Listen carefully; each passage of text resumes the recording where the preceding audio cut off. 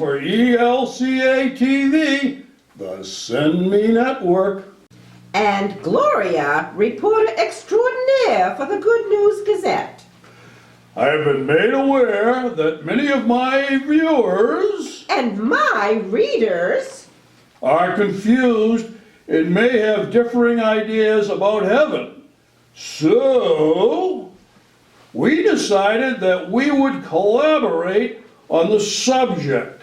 Ran, if I may give a little background.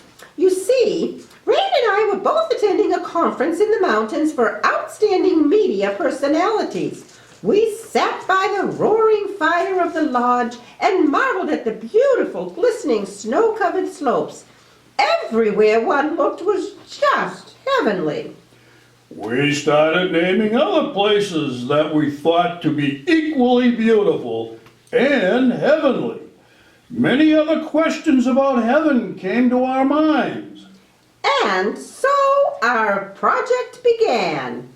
Over the course of several months, we sought out people around the world to hopefully shed some light on this fascinating subject. Questions like exactly where heaven might be or how is one to get there? Is a map required or a ticket? Well, I think you see where this is going. So I had the idea that we should... We had the idea to begin our documentary on this fascinating subject right here in our immediate area. I felt the obvious place to begin was with some man-on-the-street interviews. Thanks to my good friend Rob of the Collins Foundation, I was able to make the rounds in a sweet little 1940 custom-built Cadillac. This amazing vehicle was just right to fit all of my staff and equipment. The first stop was the 3rd and 4th grade Sunday school class of St. John Lutheran Church in Sudbury, Massachusetts. I asked the children in which direction did they think we would find heaven. The majority of the students were pretty sure that heaven must be up, although one young man thought it is just out there somewhere. We found Pastor Don Larson in the chapel. Hear what he had to say. Pastor, during our previous interviews, we have encountered questions from some of our youngsters from all over the world. Perhaps you can address these little angels, get it, little angels, on a level that they can understand. What do you think we will find upon entering heaven? And how will we know that we actually are in heaven? Well, I think when we enter heaven, we will meet Jesus. We will meet Jesus, and when we meet Jesus, we will meet people that we've loved, our friends, our family, we'll be there with them. Now, when I was a student at Gettysburg College, we studied a number of references to heaven actually in the Bible. Yeah. Do you have a favorite chapter or book of the Bible that might give us some inside information? Well, I have 2 chapters that I really like about heaven. One is Isaiah chapter 25. And there, heaven is talked about as being a great big meal, a great big feast with lots of great food. It's kind of fatty food. And lots of great wine. Ooh, yes. And then Revelation chapter 22 is also a wonderful chapter to read if you're thinking about heaven and you want to hear some wonderful images about heaven. It talks about heaven having a wonderful river that goes right through it with trees all over the place, and the trees are for our healing. So you're reading it already, huh? Yes, but I do like the fact that it sounds like there's a lot of food in heaven and we're not going to go hungry.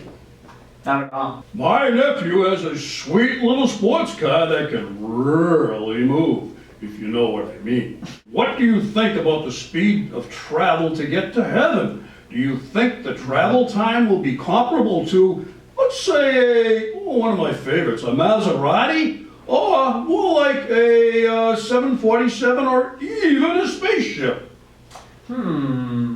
Well, since I've never been to heaven, I don't know for sure, but I have a feeling that it's kind of like the time it would take you to blink your eyes and open them again. The Sunday school youngsters brought up even more questions, some of which never occurred to us.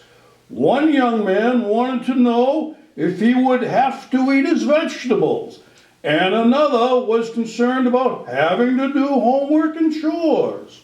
Other members of St. John felt that surely there would be calorie-free desserts in heaven. While some hoped for lemon meringue pie, others desired anything chocolate. I personally think the dessert of choice in heaven must be angel food cake. With our list of questions growing, we decided to visit another part of the country. I gassed up the caddy and we headed west. For heaven's sakes, Ran, drive! We stopped in Wisconsin, where I met with some other young people. Still being interested in how one is admitted to heaven, I asked what they thought. It was Anna's opinion that God would just take you there, but Connor thought that we must attend church in order to gain admittance into heaven. Ran, do you recall when we met with Chaplain Jamie of the United States Navy? I rather liked his answer to that question. You said that right, Gloria. He thought that perhaps God will just beam us up, you know, like he did to Jesus. Moving on.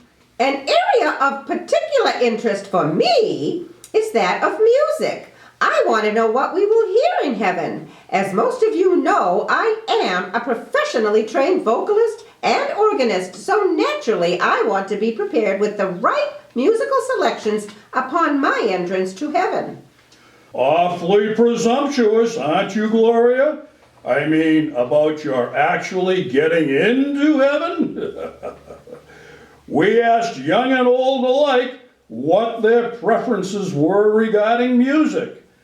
Some were certain that country music and rock and roll would be the only tunes heard.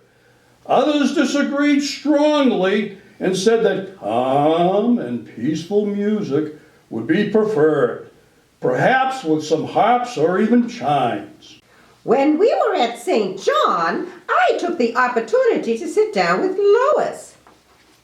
She is also a well-trained musician and organist, like myself. She was of the opinion that music needs to speak to all the people of God, no matter where one is from or what type of music they enjoy here on earth.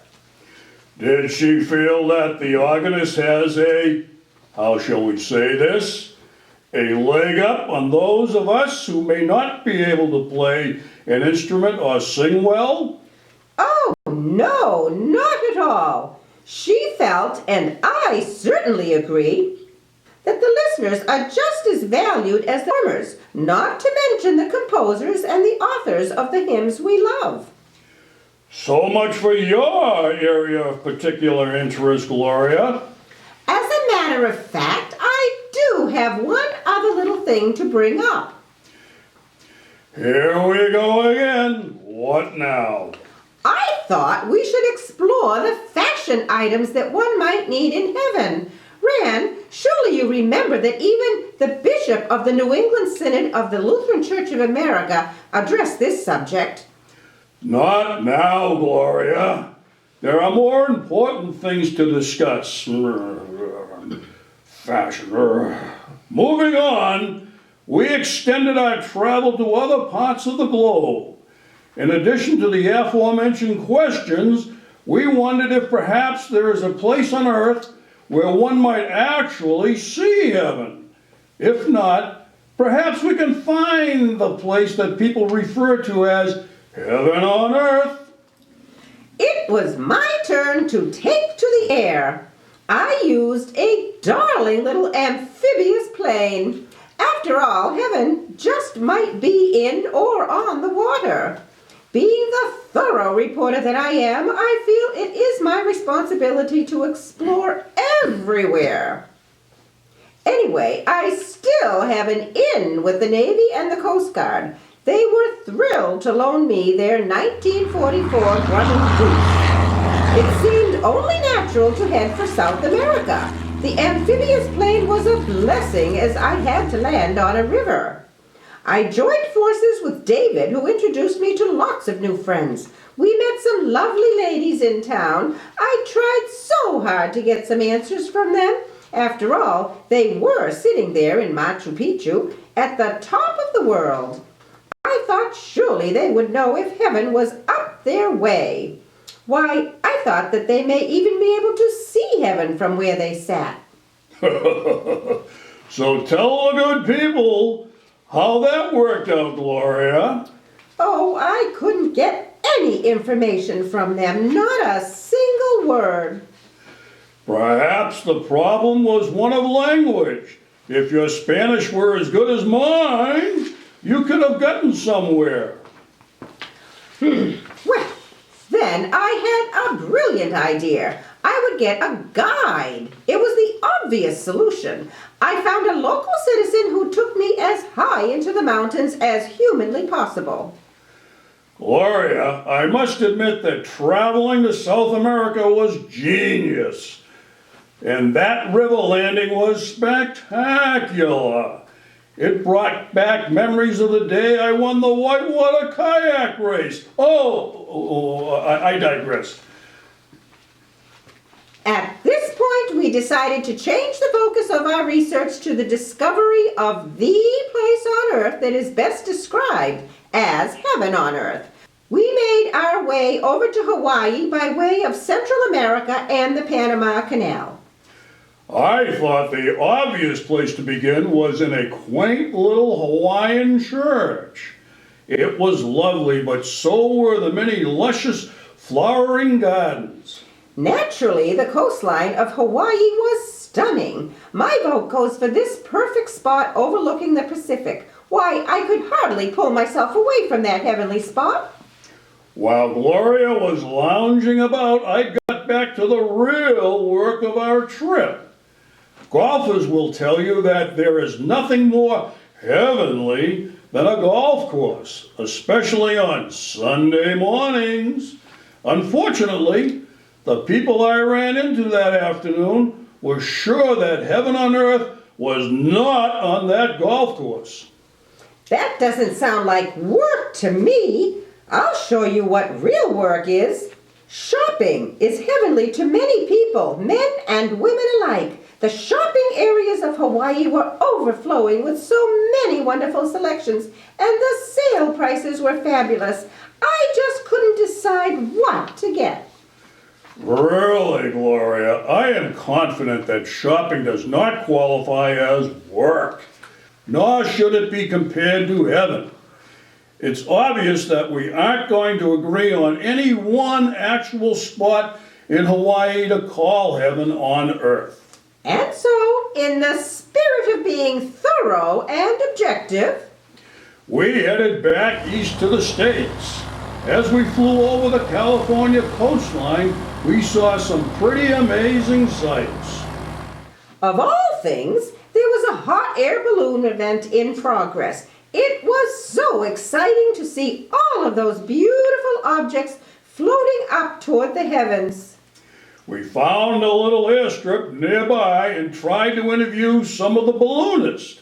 They said that they would be on the lookout for heaven as they ascended upwards, but they didn't have time to talk to us then. With time of the essence, we continue on our journey eastward. Fortunately, I had to make the refueling stop in, of all places, Las Vegas. I met Barbara at the airport and she took me to some of her favorite sights. Elvis was pretty cool, but I had my heart set on meeting up with some of the showgirls. In addition to learning their thoughts about heaven, I was looking forward to sharing some of my top secrets about hair and fashion designs. You know, it's always good to give back.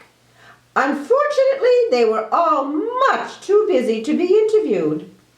Unfortunate for you, maybe, but we got out of there just in time to make the big pregame show in Arizona for Super Bowl 49. I suppose you're right, Ran. I could have gone on forever with the girls. We know that Super Bowl definitely qualifies as heaven on earth to football fans everywhere. We tried to ask some of the important players about their impressions of what heaven is like.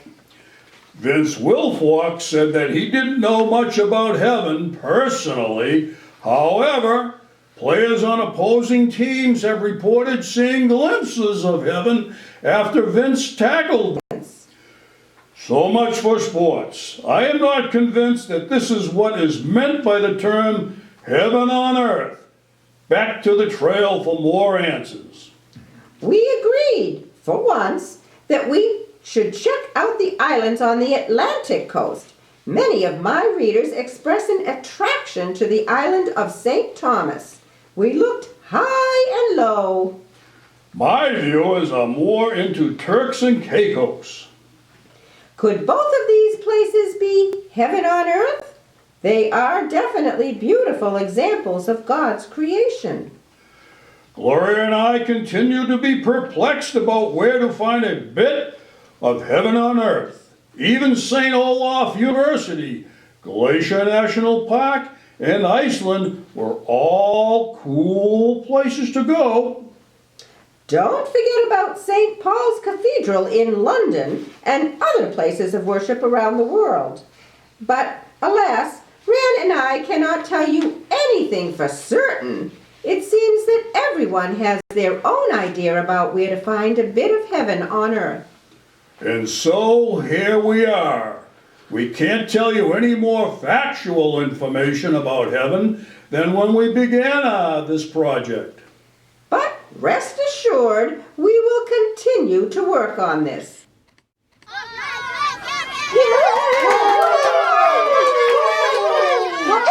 It's Ran Dather and Gloria in person.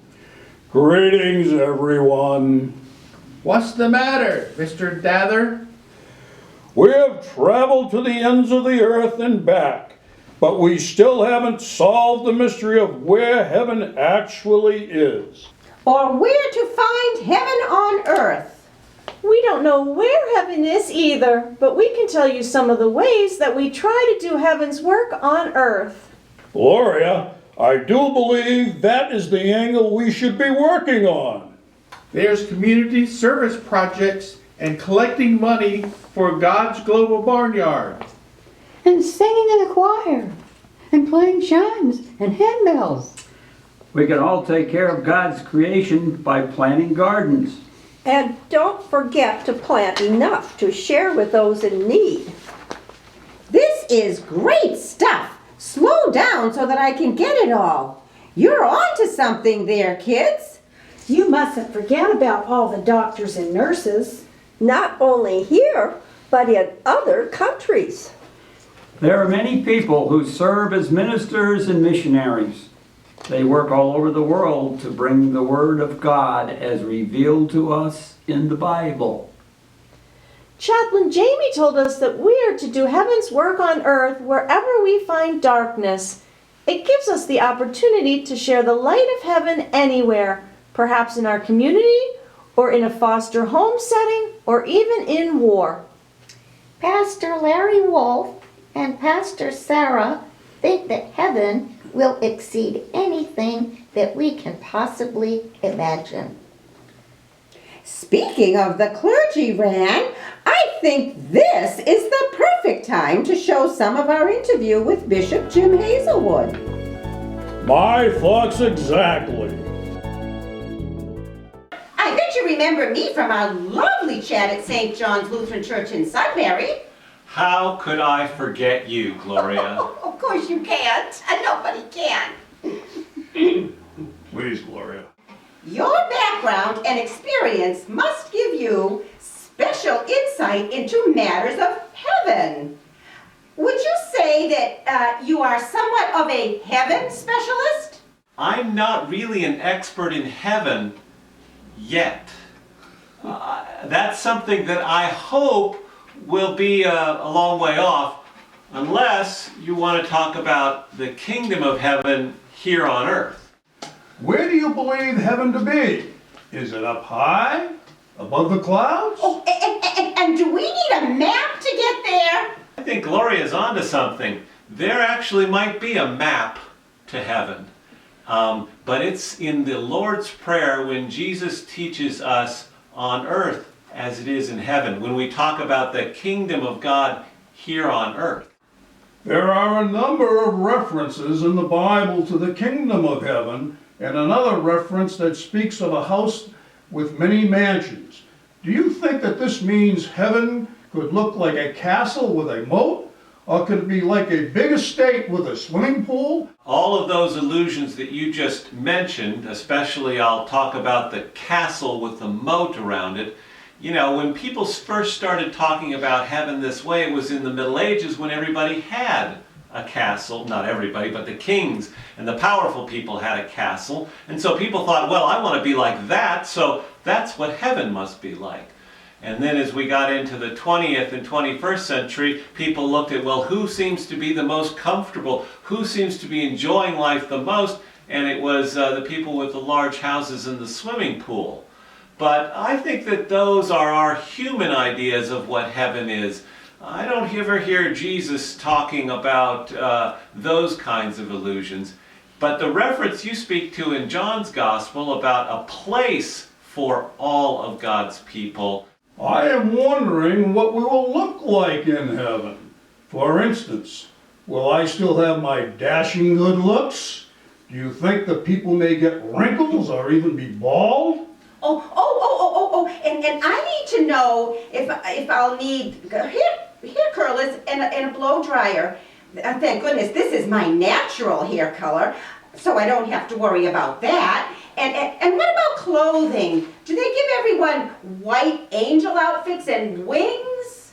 Ran is going to look even better than he looks right now, which is hard to imagine because you are just stunning and quite studly. Have you been working out lately, Ran? Ran? Excuse me, I'm checking out my biceps. Okay. They're looking rather, beefy, so I'm impressed. I have no idea what we're going to look like in heaven. It's hard to figure out because, on the one hand, we talk about the resurrection of the body, which would suggest those things you're asking about. But on the other hand, we also talk about heaven as a place where we're not going to have these individual ego identities. So it's really hard to know. I guess we're just going to have to wait until we get there. Do animals go to heaven, like dogs and cats and other pets? Oh, and will skunks still smell? And will rattlesnakes still be poisonous? And will wasps still sting? And will there be mosquitoes and deer ticks? That's will right. Will there be Lyme disease? Oh. These are the things that keep me up late at night. I have no idea. But recently, this was a question, you may have reported this in the news, in fact, that a young child was in conversation with Pope Francis. Do you remember this? Oh, refresh my memory, could you please? So this young boy is in conversation with Pope Francis, and he's clearly lost a pet. And the Pope, he asks the Pope, is my doggy or is my puppy, is my pet in heaven?